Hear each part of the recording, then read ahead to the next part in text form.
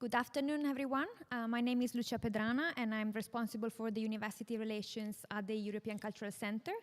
And on behalf of the ACC, I have the pleasure to welcome you in Palazzo Michiel here in Venice and online on our YouTube channel. Today, we are honored to host a panel conversation about a special project that is exhibited in the garden entrance of Palazzo Mora as part of the biennial architecture exhibition Time Space Existence, which is going to be up and running until November 26th. So you have still a few days to visit the exhibition, and I invite you to do so. The project is Angelus Novus. Angelus Novus is a collaborative project that we are going to learn more about later today, thanks to our panelists here sitting behind me. And is one of the projects that we are most proud of hosting in the exhibition, since it's really bringing together the work of academia, research, of the industry in construction, architecture, and engineering, new technology and innovation, and the collaboration with a great architecture engineering studios. But I don't want to tell you more about it since we have the protagonist of the project here. So thanks to all the panelists today, and I leave the stage to them, and hope you enjoy. Thank you.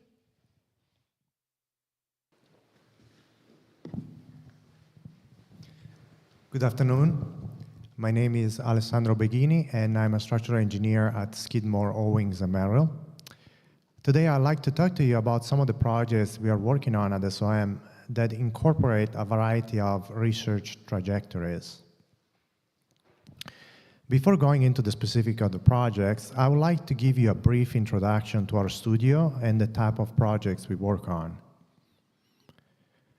SOM is an interdisciplinary studio of architects, engineers, urban planners, interior designers, whose objective is to have a positive and innovative impact in design while respecting the environment.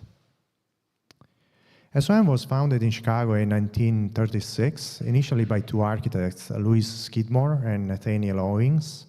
And then in 1939, John Merrill, a structural engineer, joined. So in 1939, the experiment called SOM started. We're approximately 1,200 employees in 11 offices around the world. We have designed several projects in a variety of countries. Probably among the most recognized projects in these photos are the John Hancock Tower in Chicago and the One World Trade Center in New York. As I was saying, we have 11 offices around the world. SOM was founded in Chicago, then expanded to New York, and now we have offices in San Francisco, LA, London, Dubai. Personally, I worked in the Chicago office for 10 years, and then I moved to San Francisco, where I have been for the past 10 years. One of the most important aspects of the studio is the interdisciplinary nature of our work. In the same office, we have engineers of different kind. We have structural, electrical, mechanical engineers. We have architects, interior designers. So when a project arrives in the studio, we can approach it from different perspectives. As a result, our design ethos has a structural and functional core from the start. The design of a tall building, as well as a table or a chair, is the result of a continuous dialogue between an engineer, an architect, or an interior designer. And this dialogue is essential so that the project does not just remain on paper, but it is constructed.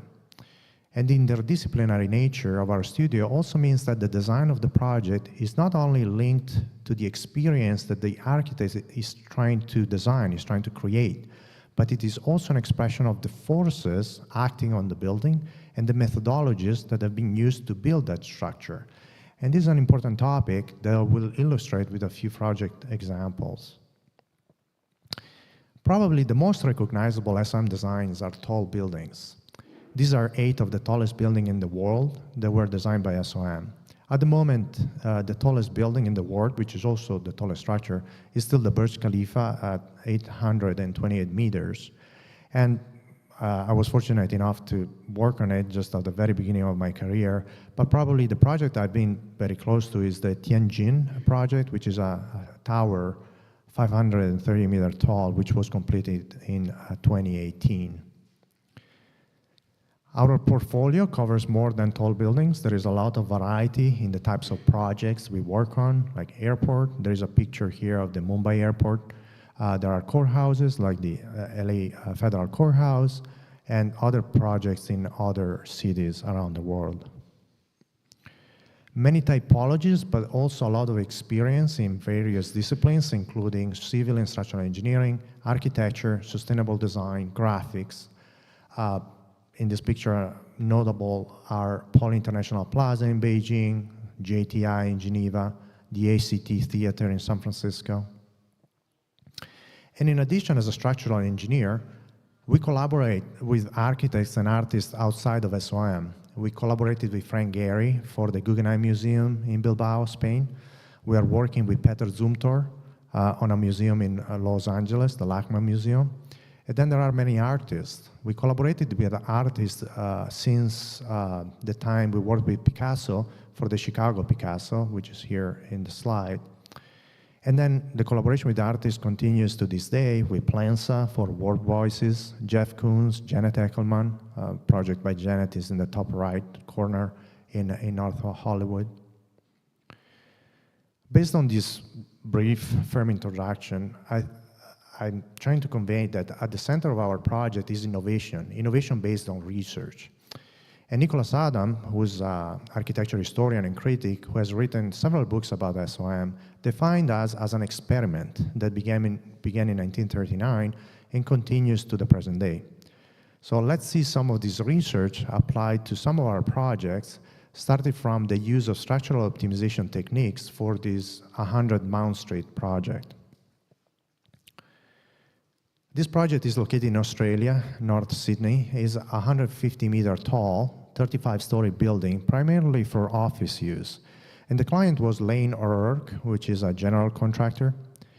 And given that our client was a contractor, efficiency and constructability was at the center of the design. And this image represents the innovation in this project, which is in the geometry of the bracing. Another image of the building showing the bracing expressed on the facade. The bracing was important because this building was on the side of a hill and the wind loads were very high, so the system to resist the lateral loads had to be very stiff. The geometry of the bracing is the innovative part that was defined using structural optimization. To understand the geometry of the bracings, we need to understand from the plans of the building how the building is working. As you can see, the core, where the elevators and stairs are located, is in an eccentric position to the left. And this is very eccentric relative to the plan. So in particular, at higher floors, it becomes even more eccentric. The choice to move the core to one side is due to the architectural intent of creating a very open space with the minimum number of columns. However, this creates an imbalance between the center of mass and the center of stiffness, which creates torsional problems in the building. So how do we restore a balance in the stiffness? Well, we need a very stiff brace on the right of this plan. And this is where structural topology optimization helps us define the optimal geometry of the brace. This is the structural optimization analysis that we conducted. In essence, we start from a design space, which is a rectangle, and the geometry of the bracing is not known a priori, but we set up an optimization problem where we want to maximize the stiffness of the structure under wind loads with the minimum amount of the material, and this is the result. We have been researching topology optimization for several years and have collaborated with a variety of universities to advance this topic. Research in structural optimization focuses on understanding which structural geometries are optimal for certain loading condition and certain objectives. In this case, the objective is to maximize the stiffness for wind loads and minimize the material. In this project, it's very interesting because the architecture does not define an a priori geometric solution that is imposed on the structure, but rather the opposite. The solution is emerging from the flow of forces in the structure, and it is expressed architecturally. The result is a very interesting building, and the innovation that oftentimes we come across is really coming from this moment of surprise. Surprise that comes when, through research, we see something emerging that has never been seen before, Nonetheless, the solution that comes up from the research has an intrinsic logic as a response to a very specific problem, as is the case of this project. And completely changing the area of research, let's talk a little bit about machine learning, since there is a lot of talk these days about artificial intelligence. Machine learning is a subset of artificial intelligence and describes algorithms that learn or improve performance based on the data used. Machine learning algorithms use the computational power of computers to emulate humans' ability to learn from their own action and refine reasoning through experience, trying to distinguish more and more accurately what is right from what is wrong, directing the choices to be made accordingly. And we began developing machine learning algorithms after the 2017 Mexican earthquake. Following the Puebla Morelos earthquake in 2017, a group of our structural engineers went to Mexico to help local authorities with building damage assessment. In the photo on the right are Patrick, Abel, and Samantha, who went to Mexico from the offices in San Francisco and Los Angeles in less than 24 hours from the earthquake. The epicenter of the earthquake was in the town of Puebla, about 150 kilometers southeast of Mexico City.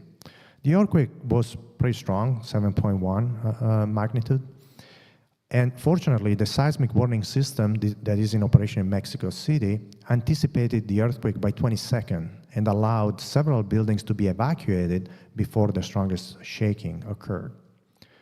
It is not the first time that SOM sent engineers to help local authorities after earthquakes.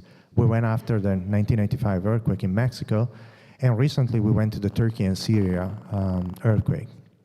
The idea of this mission is to help local authorities to document the conditions of buildings and understand if they're habitable or how they can be repaired. And also, the scope is to further advance the knowledge on seismic design and how can we improve seismic design in structures. One of the first international team of engineers on the ground in Mexico, our group documented building damage patterns before the critical work of cleanup and rebuilding. They also assisted local officials in assessing the damages to the structures. And as part of the documentation, the group took hundreds of photos that were then shared with the EERI, which is the Earthquake Engineering Research Institute.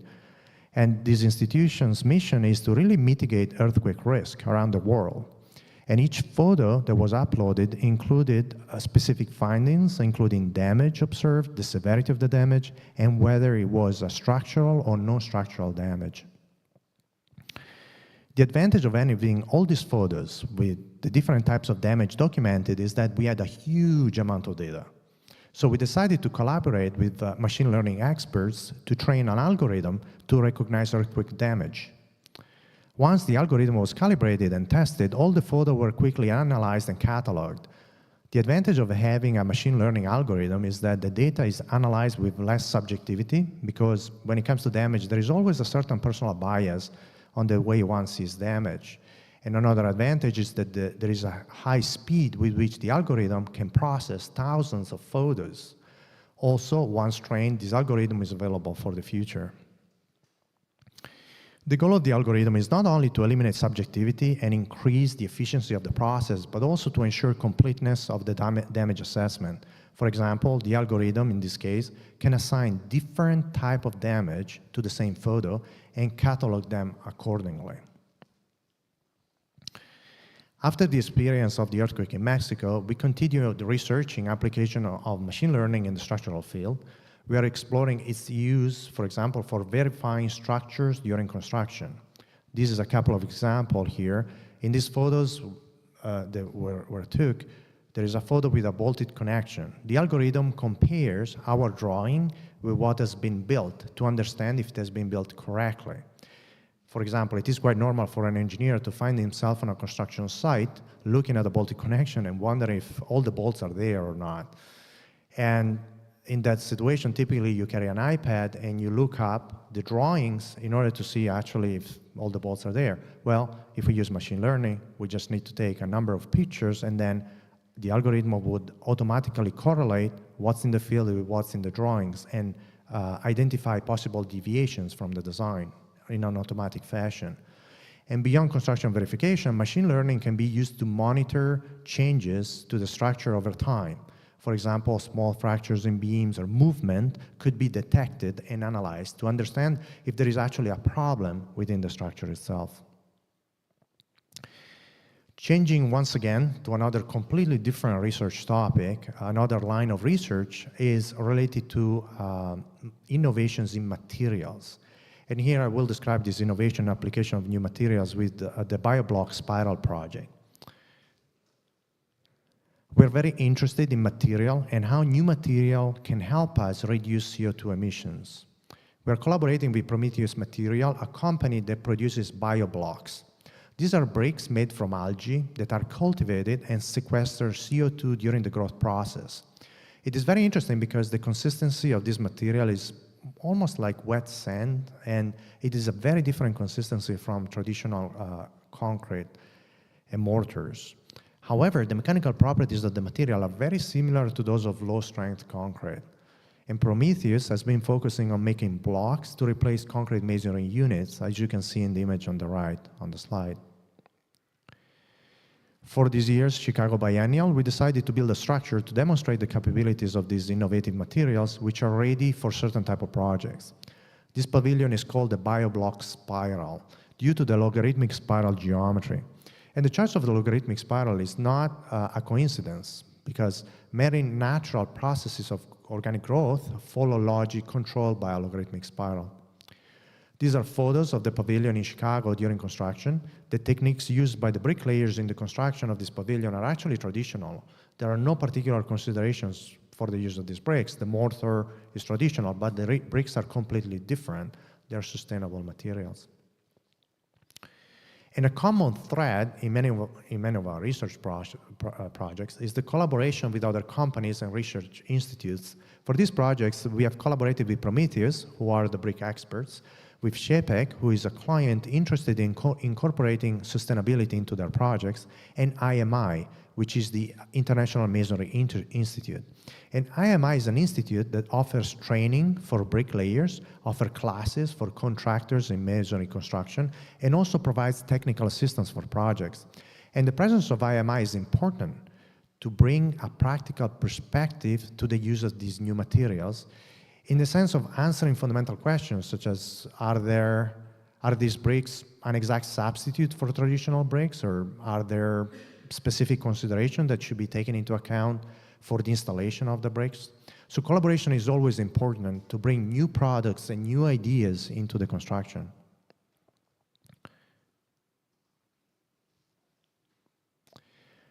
This is a photo of the completed pavilion. It has been very successful, and there are a number of articles published for those who are interested. Last but not least, the last topic I wanted to touch on today is the use of robotics in construction with the robotic glass vault. Our structural engineering group has a lot of experience in developing research topics in collaboration with the universities and research institutes, and then applying them in projects. And over the years, we have organized exhibitions related to our research, and at these exhibitions, we have built structures to demonstrate how these new technologies are implemented. For example, in the top left, you can see a Catalan masonry vault built in Madrid. In the center, an origami vault that can change shape that was built in Los Angeles. And within these exhibitions, it is possible to identify a research trajectory in masonry vaults that goes from the timbrel vault in Madrid to the glass vault in London to the Angelus Novus here in Venice. Since my colleagues will talk to you about the Angelus Novus, I will tell you about the precedent of the robotic glass vault, which was built in London. As in other research projects, the glass vault is the result of a collaboration among several universities and companies, in particular Princeton University with Sigrid and Stefana Parashko, Poesia for the glass bricks, Global Robots for the robots, TU Delft for the connection between bricks, and the vault was built in a space at the University of Westminster called Ambika Gallery. The robotic glass vault explores important topics in masonry vault construction. The first goal that we set for ourselves in the project was to use robots to build the vault. The second objective was to eliminate formwork or any support structure for the construction. Based on the Madrid experience, we also wanted to simplify construction by eliminating all the field cutting of bricks and using only whole bricks or half bricks. Then, from a structural point of view, we wanted a compression-only structure, so we did the form finding using a methodology based on the area stress function. From a construction point of view, this diagram explains the basic principle of how the two robots on the project work. A robot alone can only operate within a certain radius, and there are limits to what it can build, but when you use two robots, it is possible to experiment with the collaboration between the two, which expands the design possibility in this collaborative space, because they can build something together. Another recurring theme of our research is the inspiration given to us by ancient construction techniques, and Sigrid and Vittorio will mention it a bit more. So this is a photo from Jack Hyman's book illustrating construction techniques for barrel vaults dating back to the Byzantine period that do not require the use of formwork.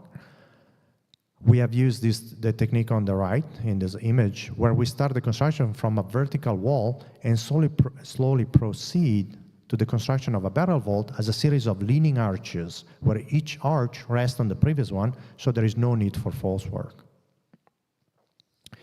And taking into consideration these ideas, the shape of the vault emerged from the idea of having a collaboration between the robots from the construction technique of ancient barrel vaults, but there is also something more, because the shapes must adapt to the construction method.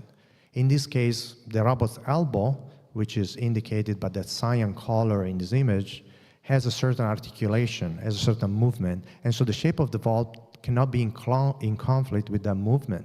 Consequently, the vault has to be asymmetrical to avoid the conflict of the movement of the elbow. This is a plan view of the vault. It's a very elegant form, and this is just the three-dimensional shape. So returning to discussion that we had on the design ethos discussion we had earlier, the fact that the vault is asymmetrical is not the result of a purely aesthetic choice. It is the result of a construction method, and has a very practical and functional consideration. The shape of the vault was then tessellated with bricks using a herringbone pattern, another recurring theme in our research. And the herringbone guarantees a certain stability during construction, and other type of tessellation wouldn't have the same type of stability. Here you see the construction sequence. We start with the construction of the central arch collaboratively by the two robots, and then each robot individually continues the work on opposite sides. An important aspect of the success of this type of projects is building scale prototypes. We have built several scale prototypes, starting with small arches and then bigger and bigger. This is one of the latest prototypes, and is also one of the most critical phases of the project. Here, the robot on the left must release its grip to get another brick, and the robot on the right must support the load of the entire arch on his own. And we had to make a series of attempts before solving this construction phase. This approach, however, removed the use of centering, which is typically used to support arches during construction. In the following slides, there are some photos of the construction phases of the project. The vault is based on a platform made of wood, and the foundation of the two robots are made of prefabricated reinforced concrete. After building the platform, it was important to calibrate the robots to ensure that the coordinates of the physical space corresponded exactly to the coordinates of the digital space. Basically, we had a digital model with all the bricks, and we had to make sure that the robot knew where the positions were in space relative to the digital model. After calibration, we began construction. At the base of the vault, we introduced a row of wooden bricks. Since we had decided to only use bricks of two sizes, a whole brick and a half brick, and the vault has a double curvature, the base of the vault was not a consistent horizontal level, so the wooden bricks would cover the changes at the base of the vault. After completing the base, the construction proceeded. In this case, the construction was more of a collaboration between robots and humans. And this is an important aspect because robots, in this case, can perform jobs that require lifting the bricks and placing them in a precise position in space, which is very difficult for a human to do. At the same time, humans do jobs that require instant decisions, which are very difficult for a robot to do. To understand this robot-human interaction, let's look at this detail. This is a detail of the robot that is placing a brick. You can see here the two types of bricks we use, the whole and the half. But you can also see that at the interface between the bricks, we use epoxy. And due to the anti-clastic surface and the use of specific size bricks, the distance between bricks, the joints, the size of the joints varied between 6 millimeter and 50 millimeter. So the size of the epoxy that was needed to be placed was a variable dimension. So a human can easily decide how much epoxy to use in a joint, while for a robot it's much more difficult. So it was humans who decided, based on the size of the joint, how much of the epoxy to place. Another photo showing the herringbone pattern. We decided to use glass in this project because glass is rarely used for structural purposes, but it actually has a very high compression capacity. So in this purely compressive structure is actually a perfect application. Among other things, glass is an easily recyclable and very beautiful material. A few more pictures of the vault, looking from the inside, a different perspective. So this installation really allowed us to explore the limits of robots in construction. And if we think about the future with robots, we could think of using them in a variety of scenarios. In particular, for example, environments where humans would have difficulty working on Earth, or it could be on the moon or another planet. Or we could think of robots helping us in jobs where, you know, it could be dangerous for humans to work. And with that, I hope I gave you an idea of some of the applied research topics we're exploring in design, and I thank you for your attention.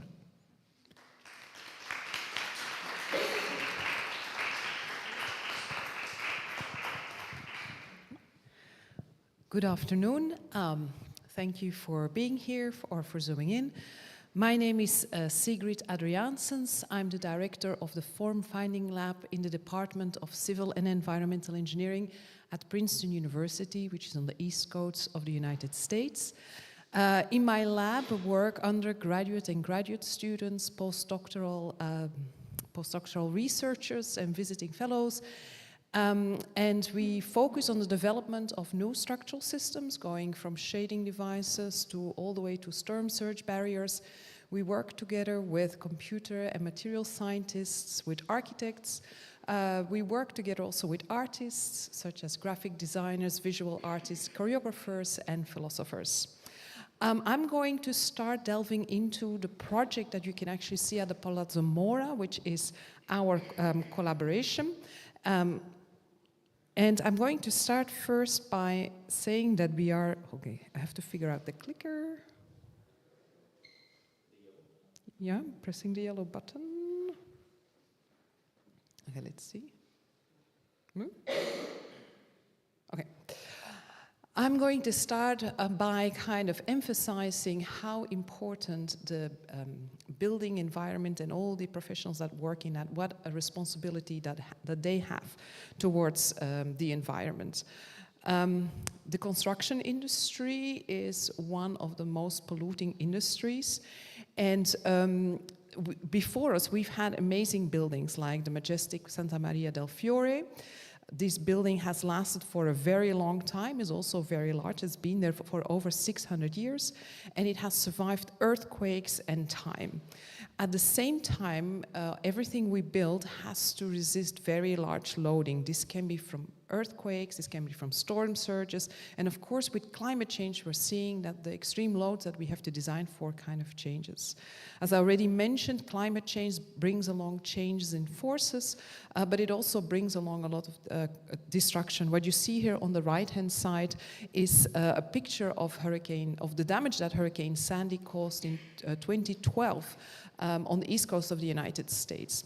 At the same time, we see that the global population is increasing, and it is projected that by 2050, 65% more floor area will need to be constructed to house people for offices, for all kinds of industrial activities. And this then combined with that the productivity of the construction industry, especially in the United States, it's decreasing in comparison with other industries. And then finally, we're also faced in a world where technology is developing very fast, where we have questions about whether robots are going to take and artificial intelligence is going to take all our jobs. So we are faced with many challenges, and I'm going to focus in this project a little bit about, I'm going to focus on the challenge of reducing waste, because the construction industry produces a lot of landfill.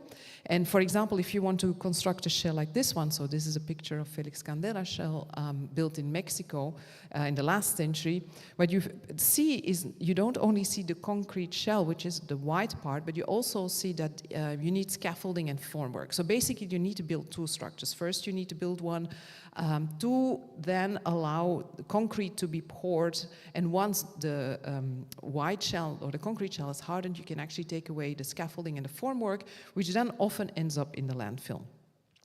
And so our story really starts when Vittorio Paris, who's going to talk after me, was a visiting student at my lab. He was interested in investigating how the Santa Maria del Fiore, which you see here on the slide, how that could have been built without scaffolding. So we know from literature that it was built without scaffolding, but Vittorio wanted to figure out how this was done. And actually many of the Renaissance domes, also many of the domes in Venice of the 11th century were supposedly built without scaffolding. And so we don't really have a lot of information about how these domes were built, but we have drawings like this one here on the left-hand side, where you see on the left a plan view of a dome, and on the right-hand side you see a cross-section. So on the cross-section you see there's actually two domes. There's an inner dome and an outer dome. So if you can build the inner dome without scaffolding and formwork, then you can use that as a scaffold for the outer dome. So we're interested in the inner dome, of which you see a rendering on the right-hand side. What you also see on the plan view is that all these bricks are laid horizontally, a little bit like an igloo, but then there's also some bricks that are laid vertically in the herringbones, the spirals going up. Many people think that these spirals are decorative because they're kind of beautiful, but often they're covered with frescoes. So that started giving us a clue that maybe these are not decorative, but maybe they fulfill some other purpose. And indeed, we discovered, and this was Vittorio doing many discrete element analysis, modeling all the bricks and seeing what happens when you put all these bricks on top of each other. We discovered that there is a very interesting self-balancing mechanics going on. And basically what happens is, as long as you're building, and you're building kind of vertically like a wall, these bricks are happy to stay in place. But from the moment this form starts curving inwards, they actually want to slide inwards. And then these vertical bricks actually start playing a role. The role of these vertical bricks is actually to prevent the horizontal bricks from sliding inwards. So when the horizontal bricks want to start sliding inwards, they actually jam and collide against the vertical bricks and get stuck. And in that way, they can't actually fall down. And in that way, you don't actually need any formwork. So what you see here on the right-hand side is a still from discrete element analysis. The top, you see bricks sliding, gliding inwards. That is when the bricks are with no friction between. That means like if they would be Teflon coated, which of course they are not. But from the moment there's a little bit of friction between the bricks, they actually don't slide inwards and they get stuck. So that is a wonderful discovery to see how, many centuries ago here in Venice, people were building beautiful spherical and octagonal domes. But the question is, how is that useful for today?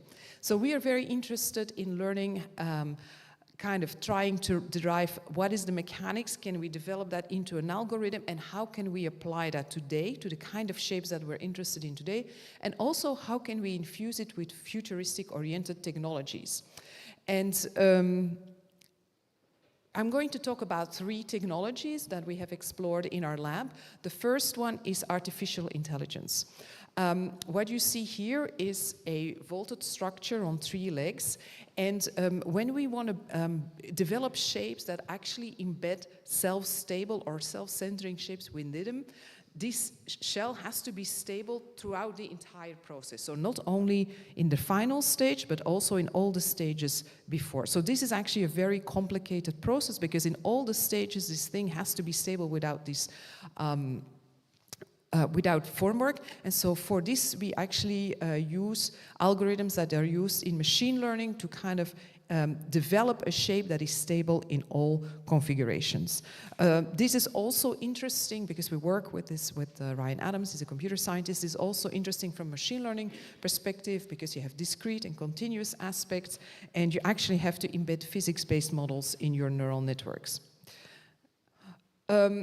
Another thing that we developed is, if you have a shape, how do we now pattern it? Because we've seen before, okay, we can pattern maybe a spherical dome or an octagonal dome, but what if we have a different kind of shape? So we developed an algorithm that can actually pattern any kind of shape with this herringbone pattern. On the top, again, you see kind of a tripod shell. So a shell supported on 3 supports, and this one was built in Segovia with IE University. And on the bottom you see the glass vault that Alejandro showed before, which is actually 2 linear supports. That one was also patterned with the herringbone. A fear that many people have is if robots start doing everything, why would people still be needed? And Alejandro already alluded to that. In the Light Vault, indeed, we use 2 collaborative robots to build this vault, but they were collaborating with humans. And what we kind of found as we were doing the project is actually that the robots are very good at, and Alejandro mentioned that, positioning a brick.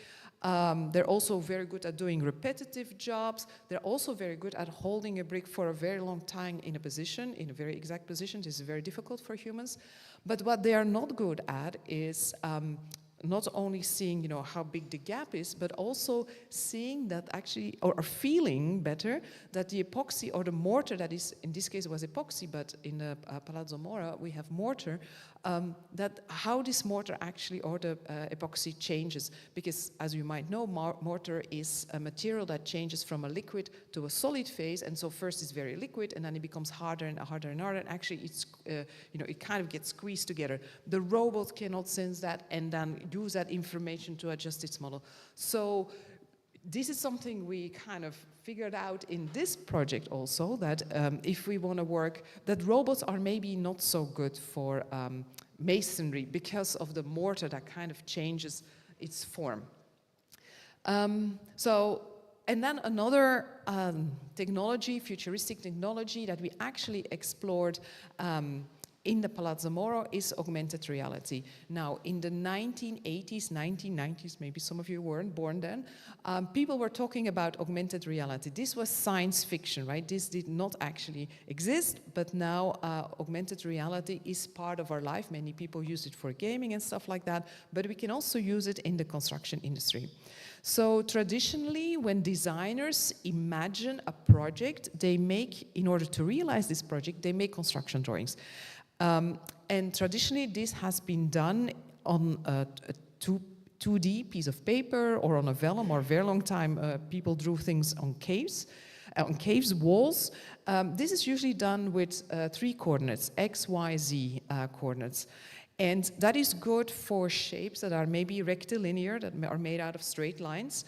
But if you have curved shapes, it is much more difficult. So for example, on Earth, you know, when you do Google Maps or something, you don't say your position in terms of X, Y, Z coordinates, you say it in terms of latitude and longitude. So that is good, that is easy. So you can describe your position not necessarily with 3 coordinates, you can do it with 2 coordinates. That is differential geometry. And that is easy, that is doable for shapes that are easy, like spheres, platonic solids, all that. But from the moment that you start working with more complex shapes, it's very difficult to describe it with this kind of differential geometry. So for the Palazzo Mora vault that we started developing, which is actually the shape that you see here on the right-hand side, it is extremely difficult to describe this shape with 3 coordinates or with 2 corners. So we needed to adopt a technology that would actually allow us to show to the masons this very complicated shape. It's not very complicated, but this complex shape so that the masons can see, well, that first of all, the whole team can imagine what this shape looks like, but also that the masons can actually see where they need to imagine the shape in the side, but also to see it on advance. So, as I mentioned before, we adapted augmented reality goggles, and that was in this project the second kind of very big innovation. The first innovation that we used, and I maybe didn't mention that explicitly, was we used self-balancing. So in the project that you will see, there is no scaffolding, no formwork. And the second one is the augmented reality. So we use absolutely no paper, no construction drawings for this project. And I'm going to try to see, this is a video, so I'll click again. So what you see here is what, when you are wearing these augmented reality glasses, what you would see here. What you see here, of course, this is our Angelus Novus vault. It is floating in space. It's also very small. It's actually in office of Giuseppe. But this allows everybody to see the project in advance. You also see that we actually have the beam foundation on there and the patterning of the bricks. And then, okay, so we have 2 more videos. I'm going to try to get them started also. So we started using this augmented reality in the project. We were maybe first a little bit worried that the masons might not like this new technique, but actually they were very fast with adopting it. You can switch on and off layers, so you can actually see exactly the layer that you need to construct. You can also see whether the shape you are building corresponds with the shape that is designed. There were many challenges with this new technology, because we're using it outside when the sun shines, it's difficult to see, etc., etc. Vittorio will also talk a little bit in more detail how this construction actually works. But it was perfect. It was really fantastic to actually build a very difficult, it would have been very difficult to describe this shape to the people who were building it if we had not had this technology. So, finally, I kind of want to conclude that you know, we are facing many, many challenges in the construction industry, and you know, we're going to have to build more. We don't have a lot of materials. Our industry is not very productive, at least not in the United States. We produce a lot of waste. And then there are all these new technologies that some people might consider as threatening. But I really think that it's not really a kind of fight between humans and machines. If we use our intellect and we use these technologies and really harness their potential, they can really enhance our potential as designers, engineers, and masons. So thank you very much for listening. I'm going to pass on to Vittorio.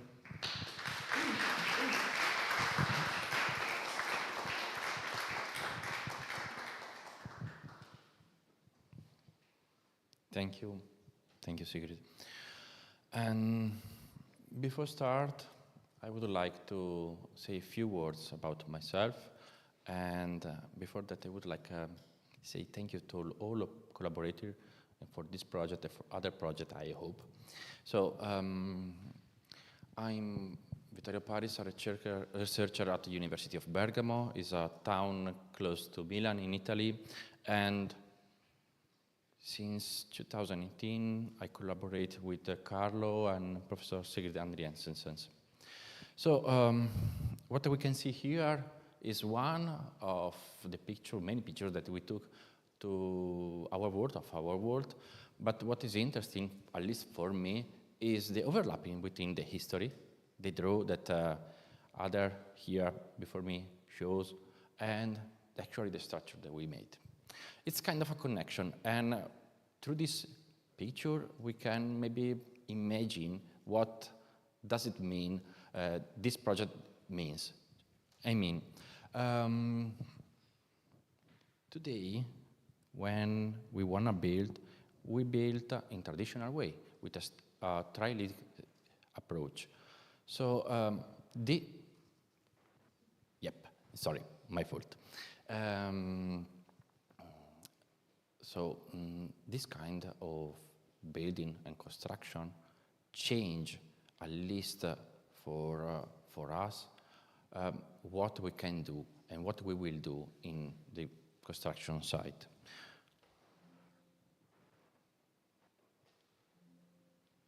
Okay, because if we want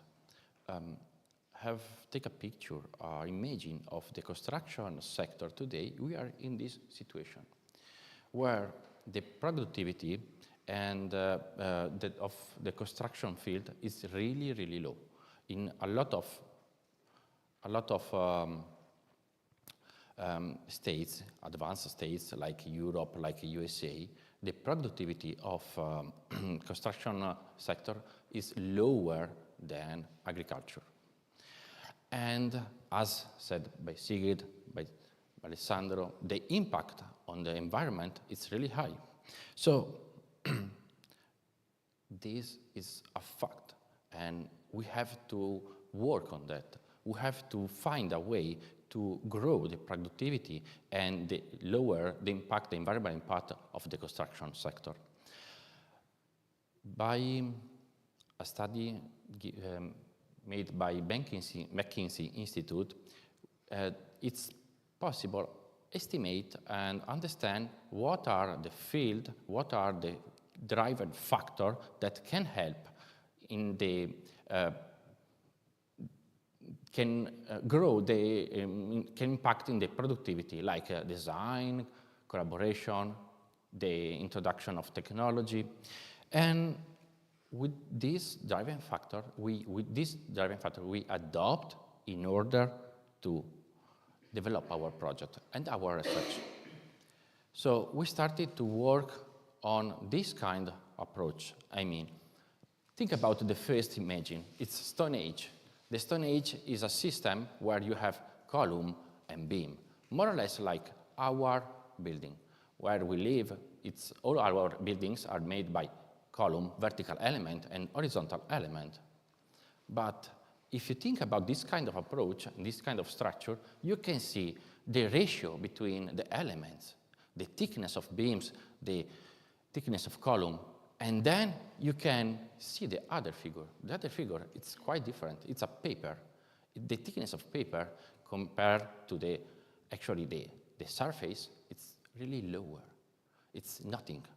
So this is our first driving factor that on that we developed the research.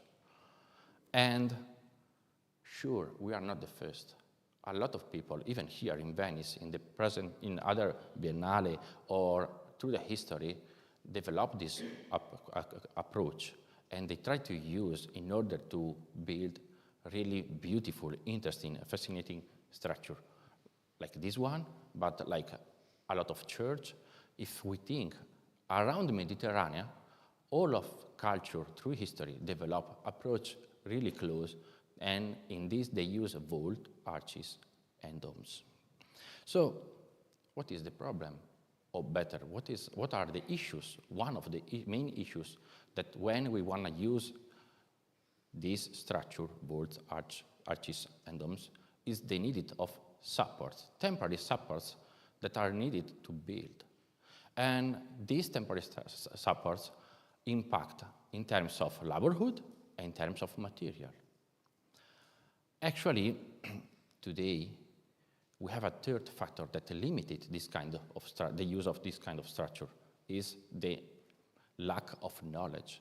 There are not a lot of masons enough trained to build vault. So what we would like to work is to find a way to build vault without scaffold, without supports, any support in construction. So, and based on this, we use we combine two different technology, historical technology. One, the herringbone, as Professor Sigrid mentioned before, based on a particular pattern of bricks or tiles, as we use, where you can see the two green line made by vertical bricks, and the other lines, other objects, made by horizontal bricks. So, as you can see, since the first construction stages, you see that the shell is not vertical. And thank you to peculiar property of material and the pattern, you can build without the use of scaffold. The second construction stage, the construction technology, is the boveda tabicada, used and developed in the past, in the history, in Spain, and based on a particular order that you have to place the tiles. But in both cases, the first and the second, you need some object, some temporary structure, some wire to trace the structure. Because imagine, you have to build an element and you have to know where you have to put the bricks. You are a mason, you are in the building site, there is nothing. Like if you want to build here, you need something to materialize an object, the position of the object that you have to place. So this is the aim of augmented reality, the goal of the augmented reality. We use the augmented reality only to trace in the air, through the air, and avoid the use of other auxiliary structure. In this manner, we combine historical building technique, scaffold-free, self-balances, like the herringbone and the boveda tabicada, the technique of boveda tabicada, and the technology. The technology to trace, so we don't need the support of any temporary structure. But to the project, we have to develop a code, a new language that the mason can understand, because when we started, the masons doesn't know the use of augmented reality. So we have to define an easy way, really easy, that all people in the building site can understand and use it. Imagine, masons are not really easy people to work with. They are not really into technological stuff. So what we have to do is try to make really easy, make really basic the use of augmented reality in the manner that does not impact during construction, in the work. In that manner, we develop a really easy approach. The white lines are the horizontal bricks, the bricks with white surfaces are vertical one, the green lines are the foundation, the wooden beam foundation, and the red one is the edge of the shapes. So we use augmented reality in a manner, in easy manner that everyone can understand. And through this code, these colors and lines or wires, we actually simulate what in the traditional manner has been doing. And during the project, meanwhile, we know better the technology. We also develop other goals of the technology. For example, at the beginning, we had a big problem, big issues that in every building site there you can find, the trace of the base. Imagine you have to place 2 wooden beams, more or less 500 kilo, more or less each block. Yeah, okay. And you have to move through Venice, place in a tiny garden, as you can see if you go there, and place in a manner that what you have in your mind or in your computer is in the right position. So what we can do, or what we did, is use the Googles to trace in this manner, really easy. And then the day after, the mason and the people from Taramelli can come and put the wooden beam without any difficulty. That means that we adopt at least in 2 different construction stages. First, when you have to lay the bricks. Second, when you have to do any preparation in the building site before laying. But actually, in the process, we develop a third. We use And a third manner, the augmented reality, where we want to understand if the shapes can be fit in the garden. During the design process, the design was made by SOM people and was made in the other part of the globe, not here, in other side of the globe. So we were not sure if our shape can be fit in the garden, because we started from only picture that we took from internet. The first time we arrived here, Carlo, me, and we use augmented reality to project through her the entire shape and move it and locate it in the best position in the garden. Then, once we find the good position, through augmented reality, we did this reverse operation. Upload in the virtual model and send to the architect or designer. So, during the project, we developed actually more or less a loop that affects at least three driving factors. First, the technology. Second, the building technique. And third, the design, as Carlo will explain later. And through this driving factor, the adoption of these three driving factors help in order to increase the productivity of the project. We needed the half of time to build.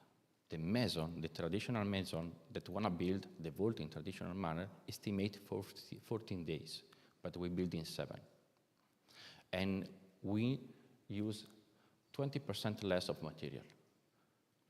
So using only these, we obtain a really good increment of productivity.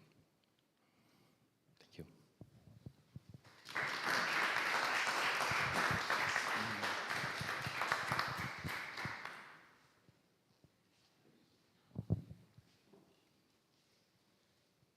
Right. Good afternoon, and today I'm going to be presenting the design of the Angelus Vault, a project that is in display here since May 2023, and it will be until the end of this month. So we really hope that you can get to visit before the exhibition ends on November 26th. My name is Fernando Herrera. I'm an architect and a senior associate principal at SOM, working with Alessandro. As he mentioned before, SOM has 11 offices around the world, and I'm a studio head of one of the global studios based on San Francisco. SOM works in all geographic regions, and we work on a very large range of project typology. SOM is also an interdisciplinary firm, and this expertise allows us to engage in projects from the scale of a city all the way to the scale of graphic design. Our firm is well known for tall building, but we also engage in research projects like these two examples that Alessandro mentioned before, the timber vault structure that was built in an exhibition in Madrid in 2019, and the live vault constructed for the exhibition in London in 2020. These two type of project is the type of project that led us to the Venice Vault collaboration that I'm presenting to you today. This time, the opportunity was to collaborate again with Princeton University, and the idea was to create a joint exhibition at the European Cultural Center here in Venice. The goals were to showcase innovation by designing a project that didn't need a scaffolding during construction, that could use recuperated material, that could use augmented reality for construction instead of traditional drawing set, as Sigrid mentioned, and that could also integrate a multimedia experience that you can see when you visit. The role of SOM was to do the architecture and the structural design of the project. I'm here to represent our interdisciplinary team. We had team members from multiple offices and different expertise, leveraging the talent across the firm. The vault design was done in very close collaboration with the Form Finding Lab at Princeton University and the Università di Bergamo. Their focus was on the self-balancing, geometry, and augmented reality technologies. The project also needed construction materials, and Terreal provided the bricks, and JPF Ducret provided the glue lamp beams for the foundations. For the structural design, the permit set and all the approvals needed, Carlo Olivieri, was the engineer of record. And for the construction, IE University and the Circa Center built the brick vault. Taramelli, also presenting later today, was the general contractor for the entire project.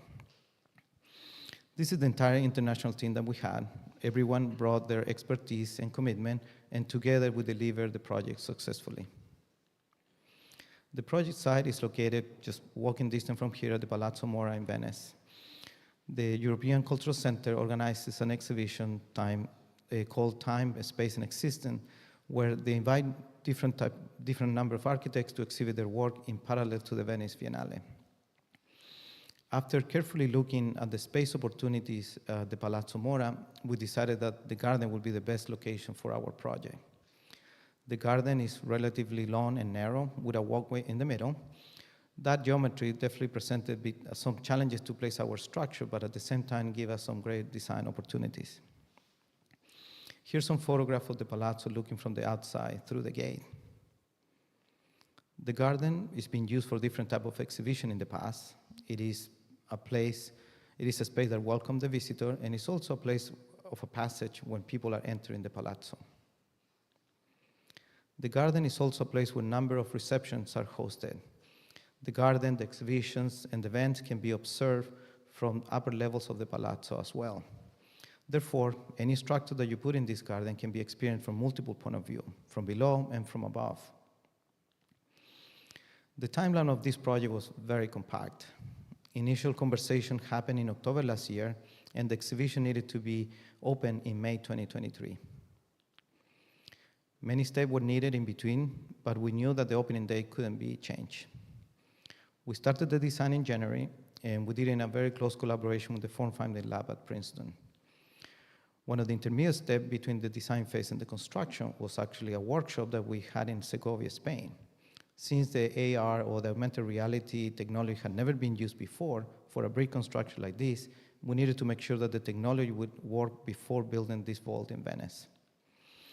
Then in April, the vault needed to be finished, and it needed to actually happen right before other exhibition needed to start installing their work, so they needed to go through our vault in order to enter the Palazzo Mora. The design concept was inspired by the different ways visitors would experience the vault as they're entering, exiting, or passing by the Palazzo Mora. We had a very fluid and fast design process. We did many sketches, and always we were trying to focus on the way that people would experience the exhibition. Some of the ideas we had consisted of multiple surfaces connected with each other, where visitors would pass through them. Some of the ideas were more detached, and they felt more like walls that people would be passing by or walking in between them. And some of the ideas were more singular and continuous, where the visitor could experience the exhibition in different ways.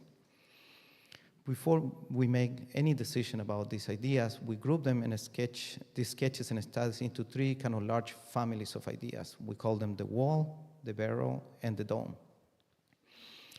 Once we organize this concept into these three families, we further explore each of them. As we continue to collaborate and have design discussion of this concept with this larger team, we started to merge the good qualities of the wall concept and the barrel concept. Then we took that and pushed it and refined it one more time to make sure that all of our design ideas would meet our goals. Then we selected this concept to be the one to be further developed. To meet our very tight design schedule, this latest concept needed to be quickly documented in the permit set to get all the approvals. At this point, we needed to commit and have the vault in the specific place that would be in the site. We also needed to include elevation and key dimension to illustrate how big this project was going to be.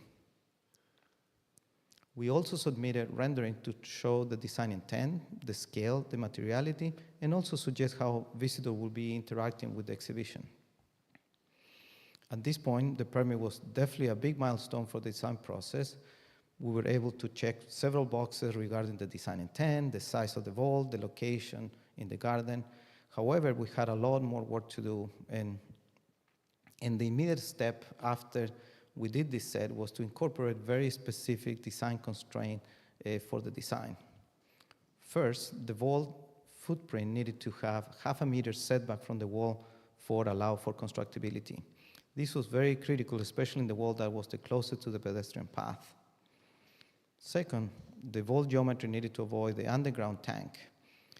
It could touch it, but it couldn't add any significant weight. Third, the vault surface couldn't be more than 20 square meters total, thus including the wood foundation as well. This constraint was related to the maximum weight that the site could actually hold. Finally, the vault needed to have very specific clearance so people can pass through. This would allow for large boxes for the installation of other exhibitions inside of the palazzo after our exhibition was finished. We use parametric design tools to be able to adjust and refine constantly this geometry and address all the design goals and constraints. After the permit set, we also continued to design and we wanted to focus on how the brick would meet the ground. We developed a wooden piece that would serve as a foundation to distribute the weight and receive all the brick vault above. We were excited about that this idea could integrate seating at the foundation as well, and that could give it even another purpose. Very quickly, we find out that adding extra weight was not even possible. So then we simplified the foundation geometry to have the minimum amount of material that would achieve its structural purpose. The specific geometry and dimension of this foundation were very critical, given that the foundation was going to be built first and also was going to be built with a high level of accuracy. And it needed to be coordinated to receive 3 layers of brick in a very specific angle and height. The exact beam profile was carefully coordinated with the fabricator and also with the mason to make sure that we would have the right notches to start each of the brick layers. The first brick layer would sit on the lowest step, while the outer one layer would be sitting in the upper step. If you were to think about a theoretical center line of the vault, that would be located in the middle of the middle layer of the brick, where in this drawing is shown with a red dot. We also needed to adjust the geometry to have only positive curvature in all directions with a minimum of 1 meter. This is because it wouldn't be built with straight bricks. The result was this continuous and very fluid geometry. After the geometry or the overall geometry of the surface was getting finalized, we focused on how the vault would actually anchor on the side and specifically in the garden. So we designed this wooden deck that extend the geometry of the vault and also extend the geometry of the foundation, and we created more space for people to interact with the exhibition. Here's the design of the vault with all the components together. You can see the brick structure above, the glue lamp foundation, and the extended piece that is the deck. And here's the design now placed in the garden. It illustrates the scale of the brick vault in this space, how it sits in the garden. It also illustrates how visitors would actually experience the exhibition.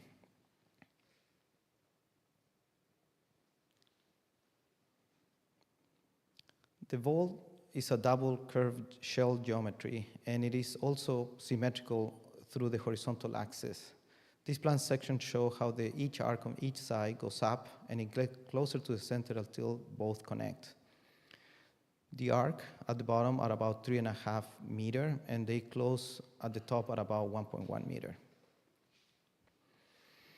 As we were getting closer to start construction, we needed to coordinate all the surfaces, and it was very critical given that one surface was going to use for a structural calculation, while another surface will be used for the brick tessellation. We spent a lot of time refining the surface of each of them to achieve the required curvature, but also keeping the design aesthetic and the constructability of using brick. This was definitely a challenging moment of coordination. The vault was a doubly curved shell, and the image that you see here shows how all of these slightly different surfaces would actually be clashing with each other.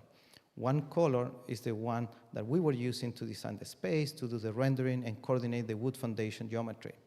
Another color surface here is the one that Carlo Olivieri was using to do a very specific structural analysis that he will describe in detail in his presentation.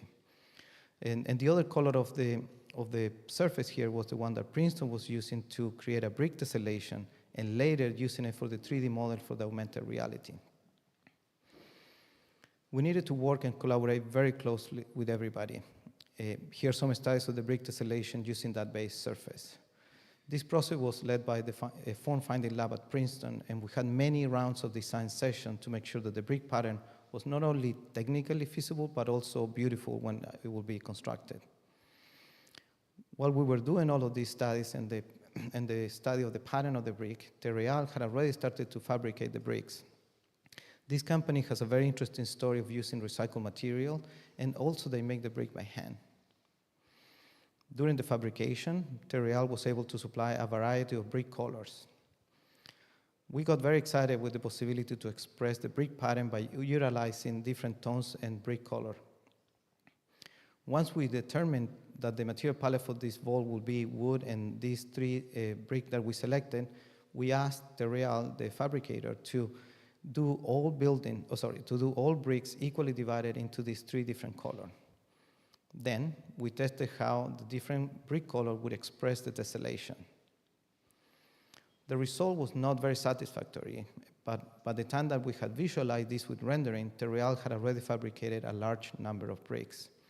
So we immediately asked them to stop the fabrication of the color that we didn't want anymore, and we decided to use only the red color. Then we thought if we had to use this gray brick color that we didn't like, we will be putting them in the middle layer where they will be hidden and nobody can see them. This design decision happened right at the moment that we needed to submit the final rendering for the exhibition catalog that you can see it here. Now we were ready to start construction, and the vault mainly consisted of three building components. First was the glue-lamp foundation beam. These large beams are at the base, and they were required to spread the load that was coming from the vault. Second, the masonry vault superstructure that sits on the top of the foundation beams. And finally, the construction of the wooden deck. The glue-lamp beams were fabricated in Switzerland by JPF Ducret, following the profile that we had coordinated. We gave the fabricator a digital 3D model, and they used to CNC CAD the large glue-lamp foundation beams at a very high level of accuracy.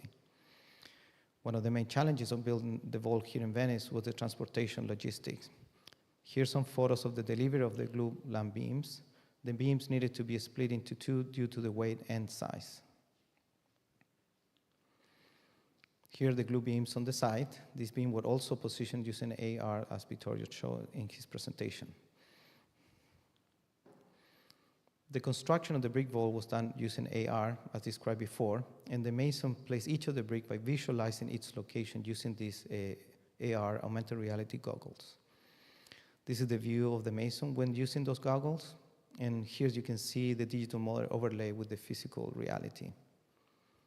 Here are a few more photos of that construction technology. After the vault was finished, we focused on the lighting concept. We sketched some ideas, and we wanted to test this lighting concept, so we asked on the side to put those lighting fixtures and actually to test and evaluate the effect.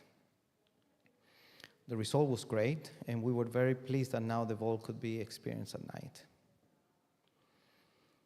After finalizing the lighting design, we were now able to check all the boxes, and we were really ready for the opening day. As you can see, the vault can be experienced as you're passing by, and it can also be experienced as you enter or exit the palazzo. The vault fits in the garden as if it always had been there. And as you get closer, you can see the brick pattern. And if you get very close and you pay attention, you will see that there is a brick line that is turned to help lock in all the bricks, as Vittorio explained. The technique and the brick line can be seen from above. And here are a few other photographs of the project that you can see how the vault fits the space of the garden, how this vault can be experienced from above, from the second floor of the palazzo, how the vault you can actually go through, and how the vault geometry can be clearly seen from different angles and experienced from different ways. We're very happy with the design and outcome of this Angelus Novus vault. but we're even more excited about future collaboration. We don't know what and where this will be, but we're definitely looking forward to work on it. Thank you.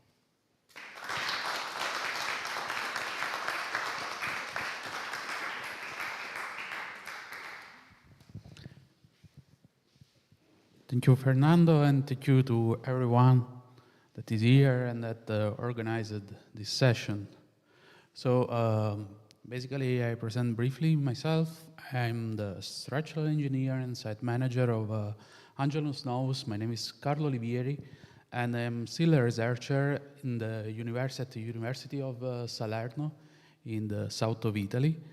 My research is focused mainly on masonry structures. So what I will talk about today is about the challenging in the Angelus Novus structural concept.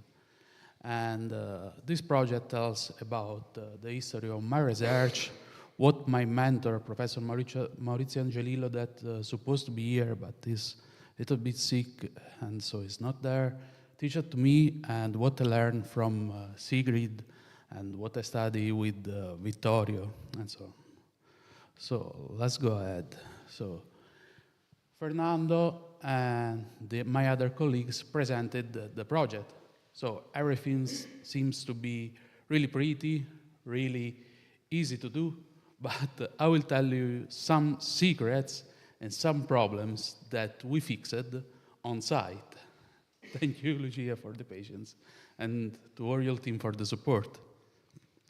So, first of all, I want to explain what is my message. So, what is a masonry structures? In Italy, and mostly in Europe, we have a lot of masonry structures, but sometimes we are afraid about the structures. We feel that they are not safe. We sometimes see cracks and we are afraid, but we have to understand how these structures behaves. So masonry basically works mainly in compression. If we take two bricks, they stand one each other if they are compressed, and this really weak in tension. So essentially, as you can see from these images, is basically unilateral. Unilateral means that if you try to remove the bricks, they fall down. So we have to design carefully the masonry structures. If you look around, everything has geometrical proportion. So it's easy to understand that masonry is a matter not of resistance of material, that is important, but mostly it's a matter of geometry.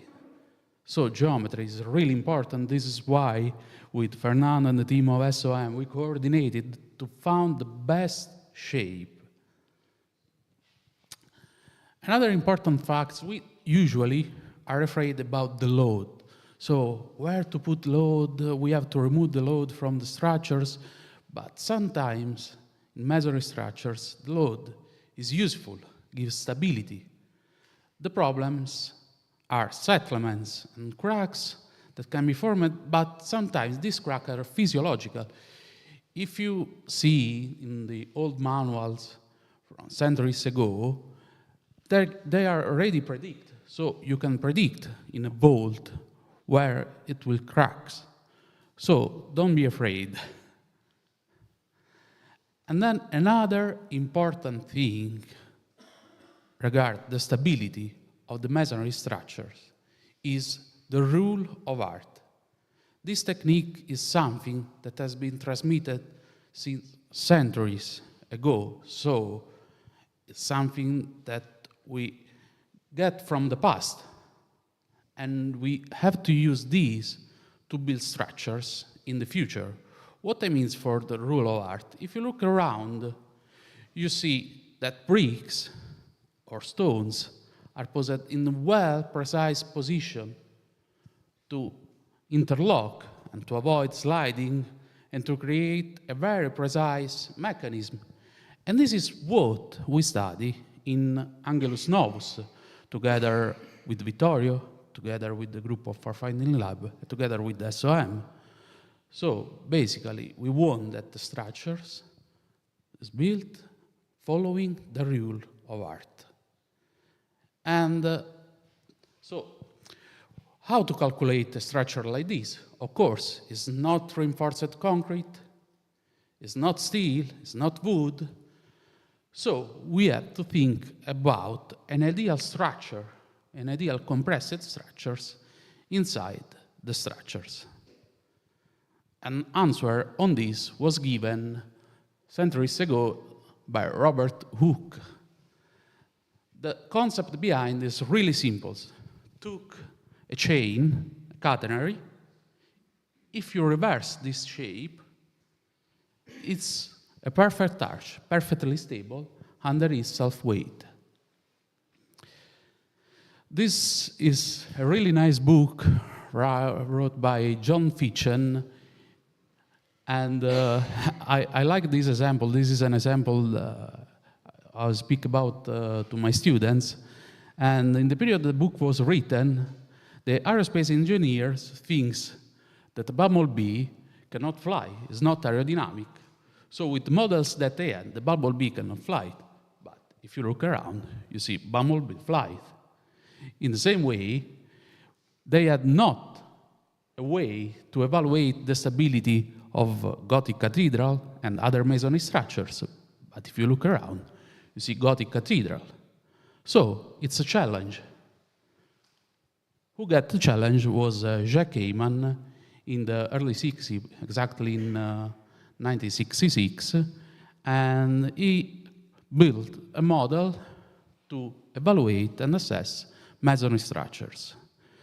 Basing on this model, a lot of methods were developed by researchers before me, by Sigrid, to assess the stability of masonry structure and to design masonry structures. Here there are some examples. The first one is the 2D static graphy, 3D, membranes, and distinct element models.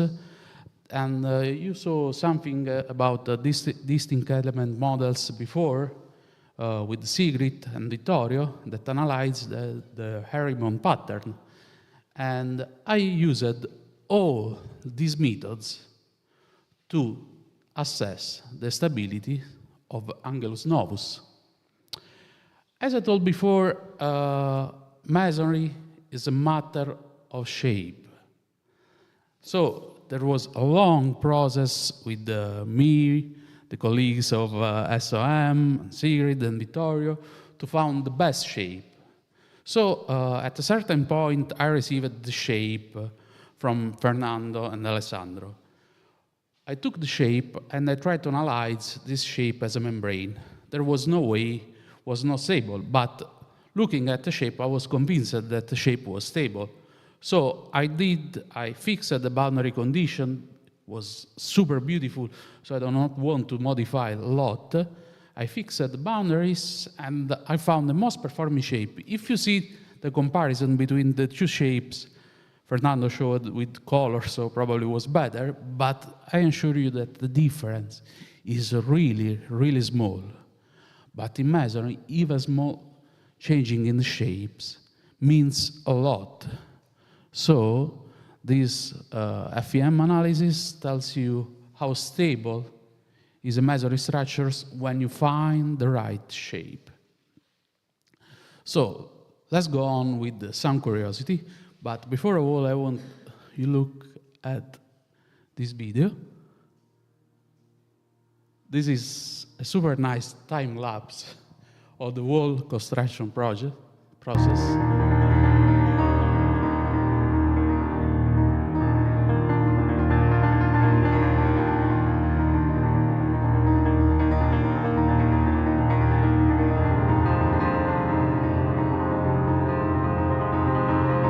Here we see the huge work of the group of Giuseppe Taramelli that we have to thank, because I think that without team, the project was not there.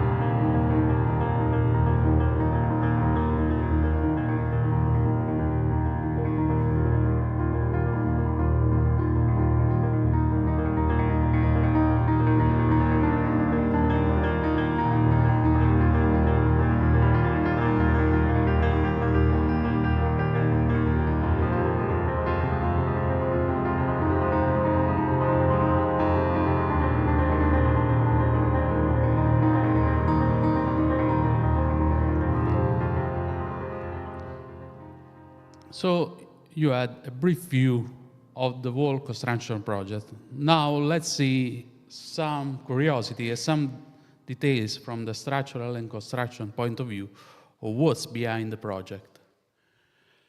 First of all, we had to fix some problem on foundation. As I told you before, the problem on a masonry structure is not the load. Sometimes it's better to have some load, but are settlements. So the first issue for me was to avoid settlements. So I remember my first call with Giuseppe Taramelli. We don't know each other in person, but before to start the project, I called Giuseppe and I say, Giuseppe, please, we have to fix a problem. Tell me, Carlo.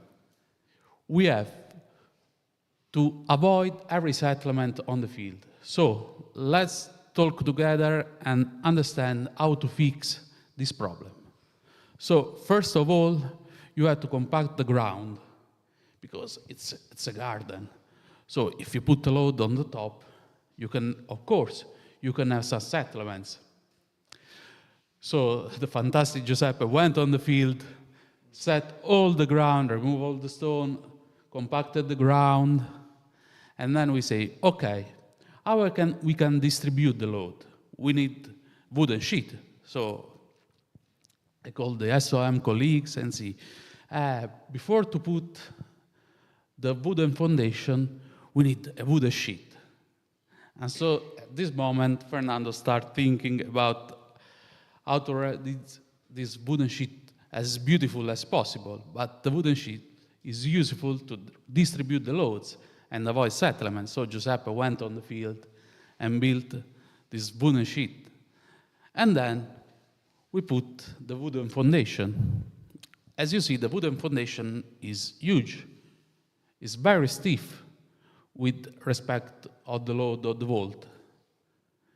Why me and Fernando and the team of SOM designed this shape of the wooden beam? To distribute the load on the ground. Another constraint was on the load. We had the maximum load that we cannot exceed. Then, going ahead, the structural constraints. Angelus Novus is, as you see, nothing is connected. No special connection were designed. Everything is as simple as possible. So, you see, wooden sheet put on the ground, wooden beams simply put on the ground and stand by friction, and the bricks are simply posed on the wooden beams. No connection, no steel, nothing. This is why? Because I want that if something settles, something that is not predicted, the structure can breathe. Even with small cracks, the structure can breathe. Another important issue is the scaffolding. Our colleagues said that the structure is scaffold-free.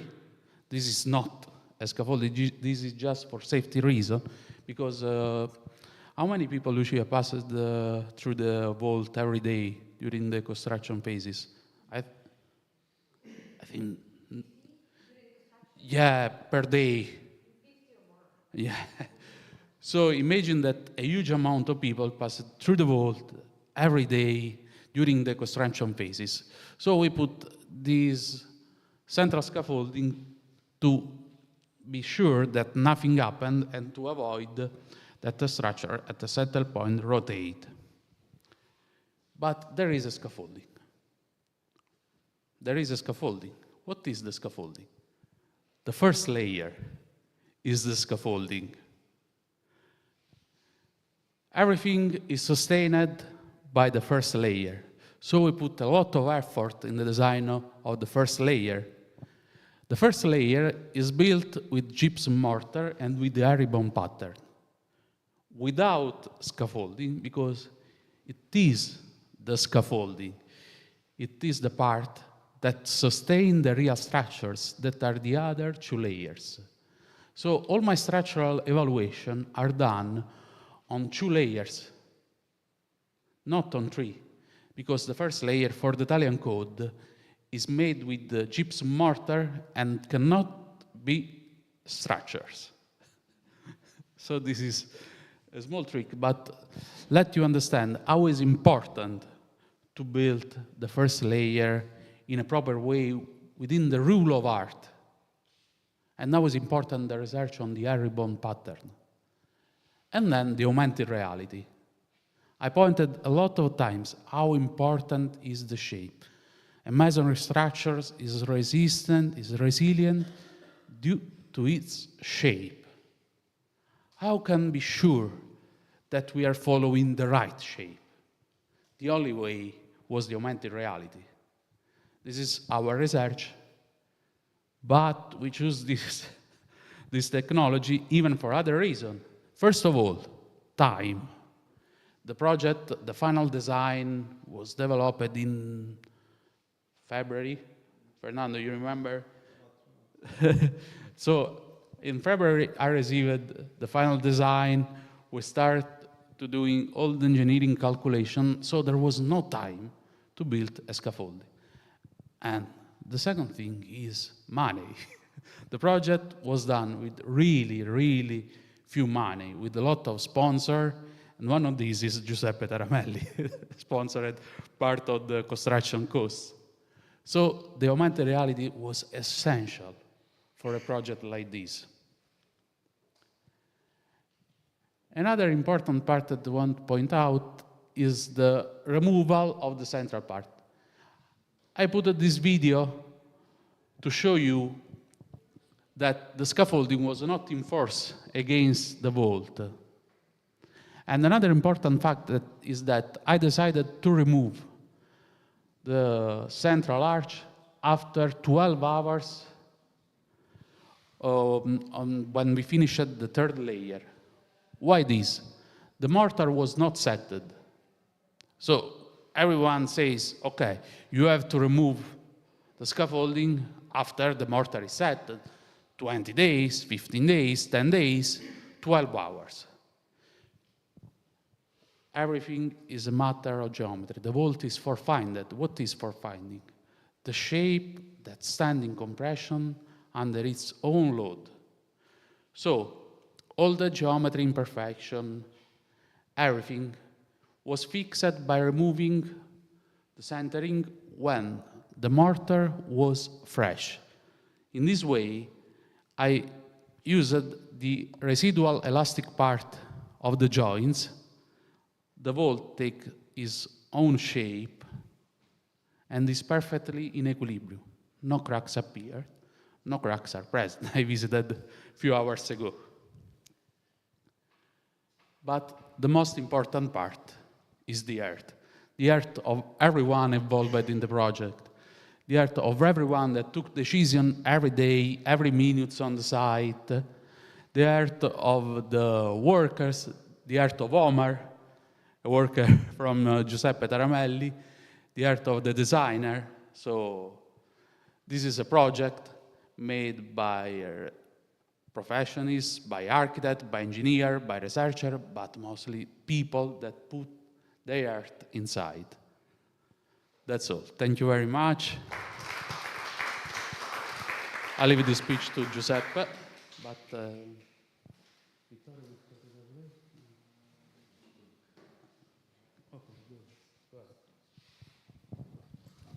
I'll try to. Hi? Okay. I will try to translate for you, Giuseppe. Sì, ok. Tieni questo. Okay. Buonasera a tutti. Good evening, everyone. In realtà io voglio soltanto fare così dei ringraziamenti che cominciano con ringraziare ICC per averci ospitato qui oggi e anche in tutti questi mesi nel giardino di Palazzo Mora, grazie alla dottoressa Pedrana e a tutto il suo staff, sempre disponibili e sempre molto gentili. Giuseppe, I want to thank everyone, in particular Lucia Pedrana and the staff of ACC that hosted us, and the project of Angelus Novus in the garden of Palazzo Mora. Io in realtà ovviamente da un punto di vista tecnico non ho assolutamente nulla da aggiungere rispetto a quello che hanno naturalmente descritto in maniera così mirabile chi mi ha preceduto. Volevo però, così, intanto penso si sia intuito che noi ci siamo occupati della realizzazione di tutti i passaggi, diciamo, esecutivi manuali di Angelus Novus. Nothing to add from the technical point of view, but we Taramelli Group, take care about all the construction phases of the Angelus Novus vault. Di quanto sia naturalmente onorato di aver potuto collaborare con delle realtà come SOM, tra i più grandi studi di architettura e ingegneria del mondo, naturalmente l'Università di Princeton, e Bergamo e Salerno. It's an honor to collaborate with SOM, one of the big reality in the construction environment, with the University of Princeton, Bergamo and Salerno. E qui voglio ricordare naturalmente anche Attilio Pizzigoni, che è stato un po' il trade union tra il sottoscritto e tutte le persone straordinarie che poi mi è capitato di conoscere in questi mesi molto intensi. Giuseppe, I'd like to thank Professor Attilio Pizzigoni, that was the trade union between him and the design group. Angelus Novus mi ha dato la possibilità di poter parlare ai ragazzi, alle nostre scuole, e poter mostrare come anche una filiera come l'edilizia, notoriamente indisciplinata e abbastanza difficile da codificare, abbia fatto dei passi da gigante. E Angelus Novus è un esempio mirabile dell'unione tra le nuove tecnologie come la realtà aumentata e l'abilità manuale dei nostri muratori. Questa unione l'ho trovata straordinaria e ha generato e genererà diciamo delle installazioni e dei filoni di ricerca come Angelus Novus. With Angelus Novus, Giuseppe transmitted the message to the young guys that studies in the school to show how the new technology can merge with the traditional way to build. Angelus Novus è uno dei capolavori di Paul Klee. È significativo quello che vuole dire sia il quadro, il capolavoro, che anche questa installazione, ovvero uno sguardo, un piede nel passato e uno sguardo dritto e aperto nel futuro, che è esattamente un pensiero che condensa tutto quello che è avvenuto per questa installazione. So Angelus Novus takes his name from a painting from Paul Klee. And as this painting, Angelus Novus is a mix between the past and the future. Lo scorso anno ho ideato un format chiamato Edificante, che è un progetto di comunicazione sociale e di sensibilizzazione, di una campagna di sensibilizzazione verso l'edilizia, verso il nostro settore. Edificante, tra l'altro, è in esposizione a Palazzo Mora attraverso le fotografie di Giacomo Albo. So last year, Giuseppe created a really interesting project called Edificante. Edificante is exposed through some pictures of his everyday work. In the exhibition in Palazzo Mora in ACC in the second floor, if I remember well. And with this Edificante, with this project, Giuseppe wants to transmit the new technologies and the old tradition to the new generation. Quindi per me è stato bellissimo trovare Angelus Novus e Edificante nello stesso edificio, in una città emblematica e iconica come Venezia.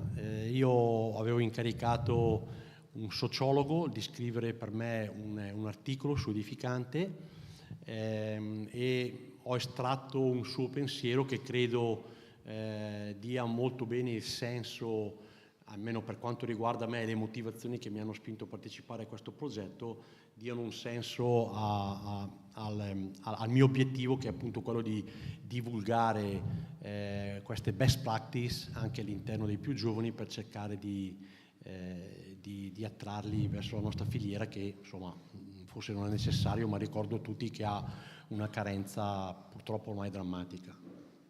So Giuseppe is very happy to be in ACC in Palazzo Mora with the project Angelus Novus and with the Edificante project. The Edificante project, as we told before, is a way to communicate enthusiasm in the new generation, because the building sector, mostly in Italy, has few young people interested in.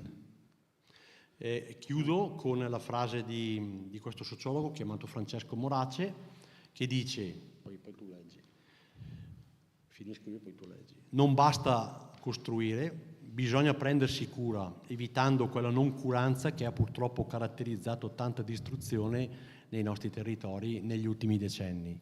In questo modo si potrà avviare una vera e propria rivoluzione culturale partendo dalle scuole primarie, restituendo potenza al concetto di cantiere edile, riconoscendolo come laboratorio di tecniche innovative e coinvolgenti che possa tornare ad attrarre nuove generazioni, motivandole all'idea di costruire il mondo con dignità e rispetto.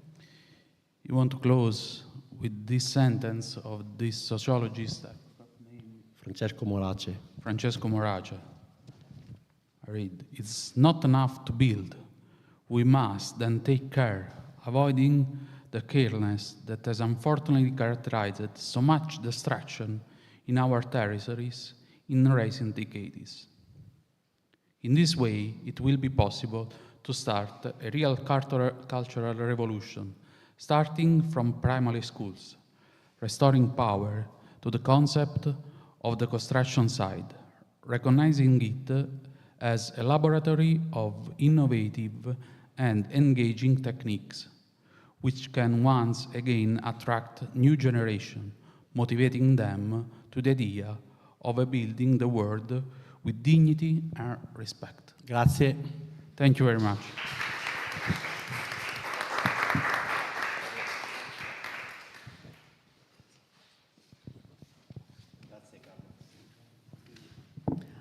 I think we're going to see a small video now about the project, right?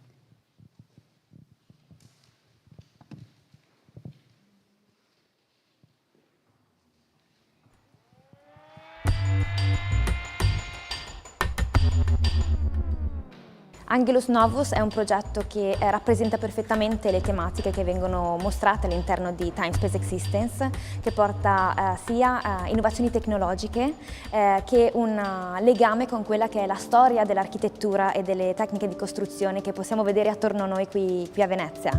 I was inspired to innovate on the insights we had gained on how 11th century Venetian domes were built and integrate these ancient techniques with future-looking technology to build a poetic installation in the garden of the Palazzo Moro in Venice. With Vittorio, we had discovered self-balancing. The core concept of self-balancing is that during construction, the bricks slide and jam against each other and transfer loads to the perpendicular bricks anchored in the underlying courses. These perpendicular bricks, also sometimes called herringbone bricks, are slightly lighter colored in the Angelus Novus vault, and they are strategically positioned as a function of the vault shape. The groundbreaking potential of self-balancing assembly today is that we can use bricks very efficiently and completely reduce construction waste by avoiding steel scaffolding and wooden guidework. It becomes quasi-impossible to describe the position and orientation of each brick in the Angelus Novus vault on a 2D piece of paper. We therefore adopted a futuristic technology of augmented visual reality. I understand Angelus Novus as the angel of innovation. The painting has become iconic because of this modern understanding of innovation, that it is a necessity, a burden, that we always have to go forward, but it doesn't mean that we progressed. Instinct and sense and experience that is in even the muscle memory of a builder, this wouldn't have been able to be a success. Progetto che prevede la realizzazione di una volta in muratura realizzata attraverso tecniche storiche, tecnica utilizzata a Brunelleschi, tessellazione a spina di pesce, e la tecnica delle volte tapicate. Queste tecniche costruttive storiche sono state utilizzate in combinazione con una tecnologia contemporanea, ovvero quella della realtà aumentata, per la realizzazione di una volta senza l'utilizzo di nessuna struttura ausiliaria temporanea di supporto. Questa ricerca è nata in collaborazione con l'Università di Bergamo, con l'Università di Princeton e lo studio di ingegneria e architettura SOM, ha portato oggi, o in questo periodo, alla realizzazione di questo progetto Angelus Novus. Questo è un progetto per me che rappresenta un arrivo, ma anche una nuova ripartenza.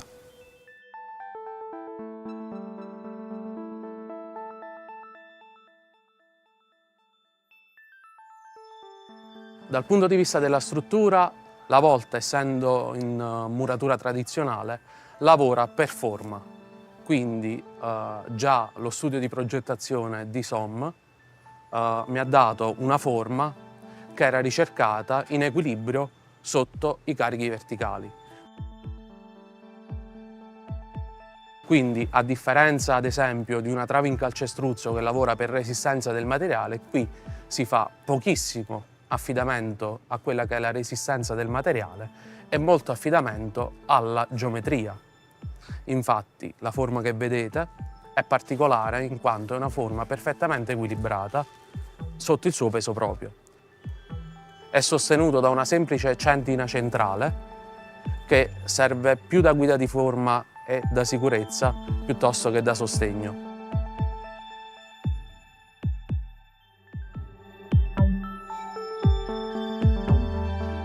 Abbiamo realizzato la parte, diciamo, strutturale di sostegno, il tavolame in legno e il posizionamento delle travi in legno, e abbiamo dato l'assistenza con i miei operai Omar ed Emanuele in particolare al maestro spagnolo Salvador.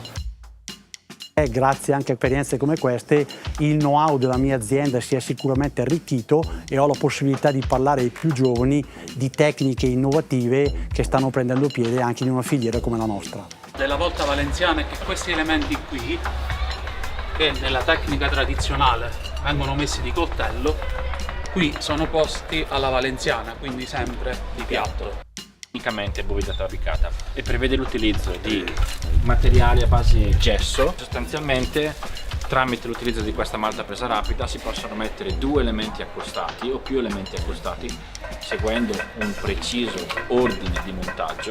Questa sviluppa delle caratteristiche meccaniche, li vediamo un esempio già applicato, questo, in cui in poco tempo si sviluppa sufficiente resistenza meccanica in modo da poter posare elementi a spazio. O sea, digamos que estamos haciendo una construcción sostenible, ¿vale? Es una construcción sostenible porque digamos que ahorramos en material.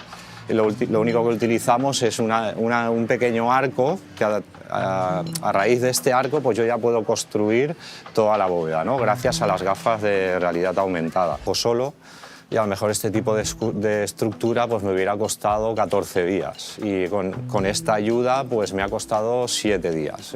Digamos que hemos acortado la mitad de tiempo en el proceso de construcción.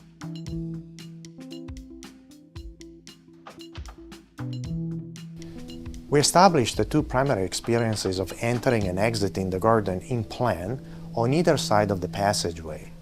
These experiences are visually captured with two plan arcs, and the structural form emerged as a structurally pure link between these two arcs, and it is a very elegant, fluid connection from one side to the other.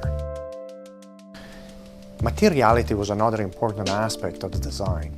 Combining the terracotta colors of the beautiful bricks with the precisely fabricated wood beams of the base adds another tactile layer to the experience of the visitors.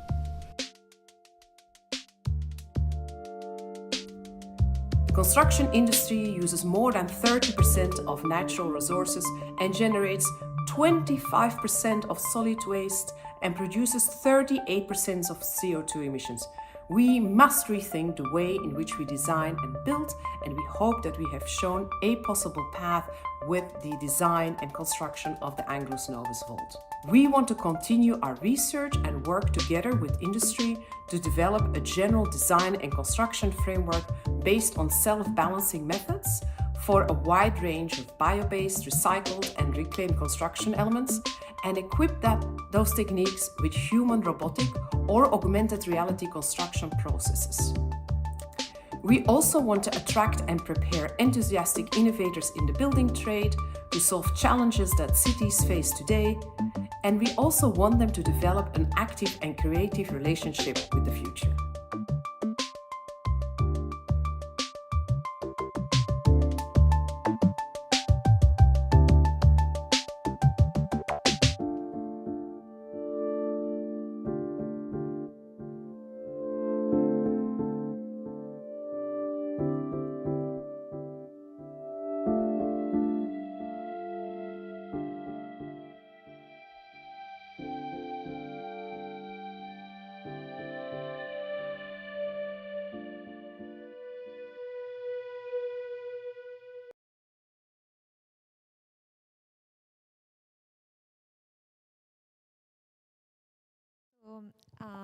I'd like to open the questions to the audience, if you have any.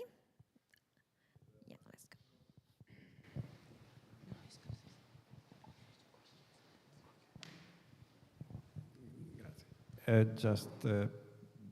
Just a curiosity, because someone of you, during the presentation of all the project, mentioned that you have in mind of other possible structure to build in the way that you made these arch.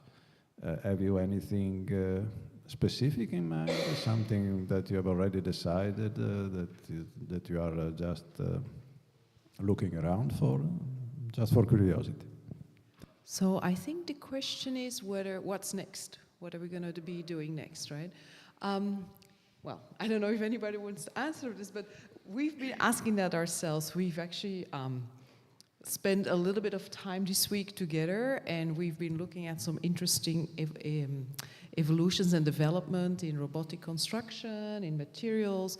We've been having conversations. I think we're in the process of not really brainstorming about a specific project, but we're at the moment exploring what technologies would be interesting, what materials would be interesting.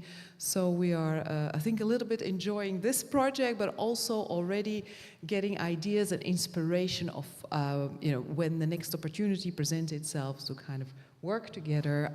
But what's for sure, we want to do something that takes this further, right? So we don't want to build like a copy. We want to challenge ourselves further in terms of technologies, materials, designs, in terms of involving young people, materials, yeah.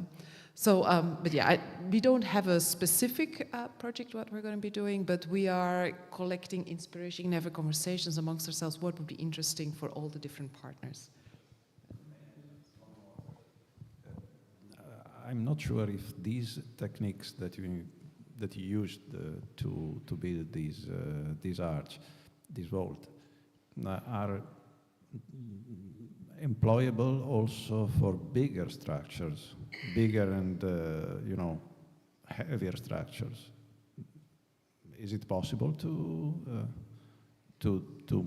use them for other use, for other projects? Let's put it this way. Thank you.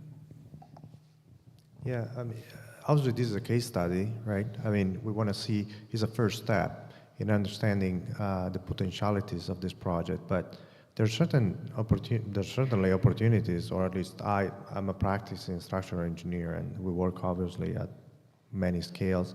I can see how these could enter into the construction of any kind of project. It's obviously the problem is to take one step at a time. I mean, one thing that you could think of, for example, in this technology of augmented reality is in reinforced concrete buildings, if you have a joint or which has rebar, right? And there's a certain complexity to the rebar. You could use augmented reality to understand how you need to place your rebars, right? As opposed to think about how complex it is to translate, to take an information that is digital, three-dimensional, and then you translate that into two-dimensional information, which then is in a traditional context. You send the drawings to a contractor. The contractor takes those drawings, creates another digital model, and then from that digital model, they create shop drawings that then are passed on to someone in the field to construct something. So as you can imagine, I mean, this process is extremely cumbersome in many ways, and how much easier is to have a three-dimensional digital model which just is loaded into a visor, into these goggles, and that can be used directly for design. I think there are a lot of potentials in any construction process. I think it's just a matter of changing a little bit the way we think about construction, or the way we think about we are doing things, right? So it's not going to be a short-term change. It will take time, but certainly the potential is there to transform the way we do things currently. Any other question? Thank you very much. It was really interesting, and it's fascinating to see the richness in a very small structure, but and touching different fields. And it's really interesting to hear the masons at the end, quite excited and very positive. But was that at the very beginning? Were they a little bit skeptical? Because as Vittorio said, they are sometimes difficult to work with. So I wonder whether they were a little bit resistant at the beginning, and how did you overcome that resistance? So I remember our first conversation with Salvador, and at the beginning Salvador said, I have to put this stuff on my face, but why? I more or less I know the position, I have experience. So we said, okay, so before going in Venice, let's do it real. So we went in Segovia and we built a first vault. And so Salvador put this stuff on his face and say, what? So basically, mostly when you use a special pattern as herringbone, it's super useful to use the augmented reality. So Salvador becomes every time much more confident, and since for the first day, Salvador said, okay, I will use mostly in all my projects.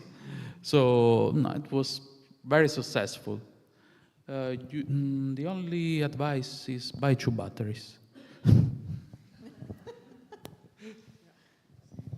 I think I maybe want to add to that it turned out that Salvador was a gamer. So actually he knew the technology. So young people know these technologies, but maybe they don't really think of them as using them professionally in their trade. Yeah. Thank you. Yeah, the first time that we did the first test was in Spain, and we were preparing the test even for another project that we use more or less the same technology. At that time, we met Salvador Gomez of Cerca, and the first impression was like, I am a bit scared, I don't want to use.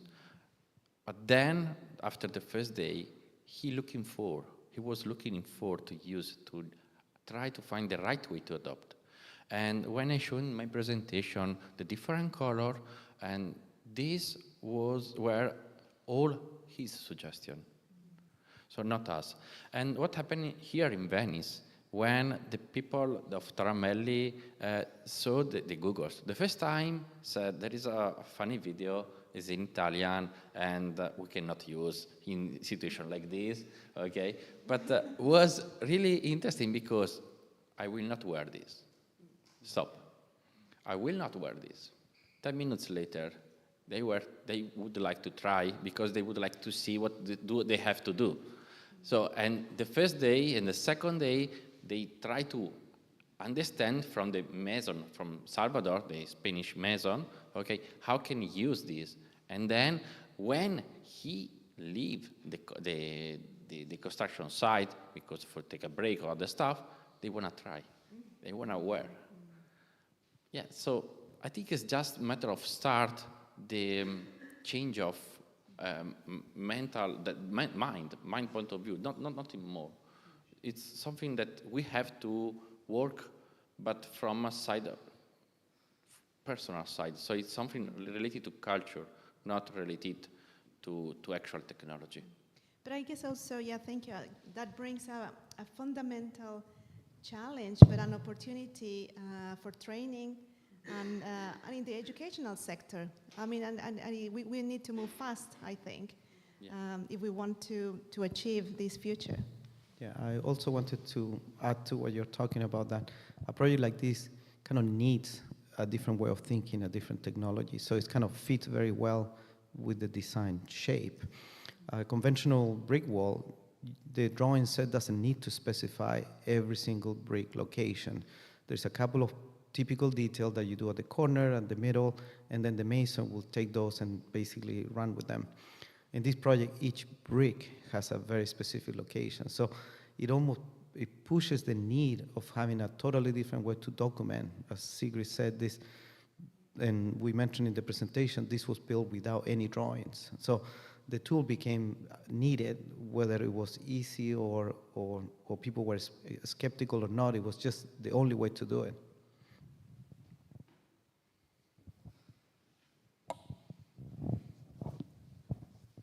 Just to make a parallelism, the augmented realities for Salvador was like the dishwashing for my mother. At the beginning, she thought that was totally unuseful. Now she can live without.